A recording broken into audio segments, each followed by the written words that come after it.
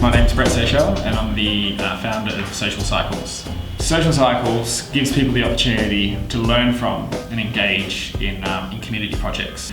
So it's aimed at people who want an exciting holiday, who want a holiday where there's some adventure in it, but yet it's within reach of everybody. You don't need to be super fit, you don't need to be an athlete or anything like that. The idea is it takes a combination of the best part of your holiday. You know, it's about food, it's about people, it's about, you know, all the amazing things that you want to do. You know, there's even hotels with pools and you can just hang out and get a massage and stuff like that as well. So we understand that it is recreation. It's certainly not work, but we want to challenge people as well. We want to challenge people physically. You know, it's a little bit like, I mean, it's certainly not like the level of a marathon or something like that, but if you run sort of whatever, 10 or 15 Ks or even 5Ks, you don't always love it, but you love it when you're finished. So that's the sort of pitch that we're sort of aiming at. You know, we don't cycle really hard, you pull over and have a coffee and take a photo and do all those things as often as we want, and we always have a support van. But just that sense of achievement at the end of the day, doesn't matter how long it takes to do it, but you've done it, feels great. And then the next day, when you visit some local heroes or inspirational NGOs and they tell you about what they do and why they do it, and it just completely like blows your mind and, you know, really opens you up to a new world. The following day when you're cycling, you just soak that in, just soak it in, you know, and it's a real mental journey as well. And we give your mind a day off and then you challenge your body and then vice versa, and then give you some time to rest. Travelling by bike is incredible. It forces you to go through places that you wouldn't normally go to. So you're in these really remote communities that tourists just do not go. And then those people, they're some of the best experiences. We have two types of, like a two-pronged attack on our social intent.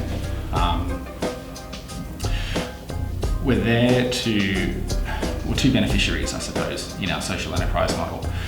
Our primary beneficiary is the rider themselves, and it's about their education. It's about opening their mind, it's about unlearning, I suppose, and it's about taking them on a journey. So the goal of that beneficiary, of that particular client rider, is that when they get back, they're a voice, I suppose, or a message of everything they've seen, and they're a representation of all the different NGOs that they've seen. And that's quite important to us as well, is that we give them 4 or 5 different NGOs to see, not just one. So they've got a balanced perspective of local and international and community and education based and whatnot. So they see a variety and they get a really good understanding. So the social intent there is their journey. So their overwhelming sense of pride in that they've done something, but also they've made a positive contribution, and that they've learned. Our secondary benefactor is the community themselves and the projects. So we obviously support all the local projects that we visit as well, but we empower the riders to influence that. So every rider that comes on board makes a commitment to a donation.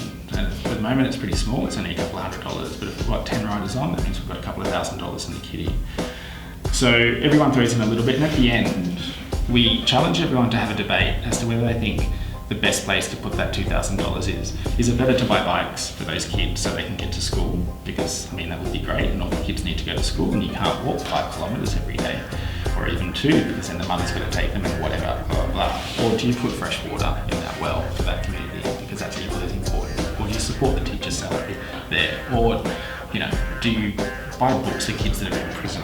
You know, and or do you just give someone marketing money or administration money because they need it and you like their programs and they don't have tangible things?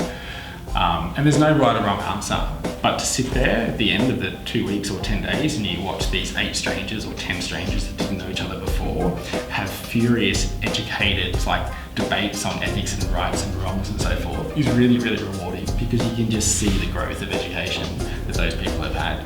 And people that were really, really ignorant and well-intended have just come out just completely different on the other side. And they're our biggest ambassadors when they come back. So that's why I say they're our beneficiaries.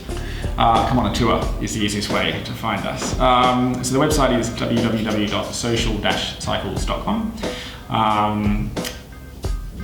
If you just want to sort of learn a little bit more about how we ride or whatever, and you're based in Melbourne, then you can just join us on meetup.com under Meetup, so you can find us there. But yeah, that's probably the best way, website and Meetup.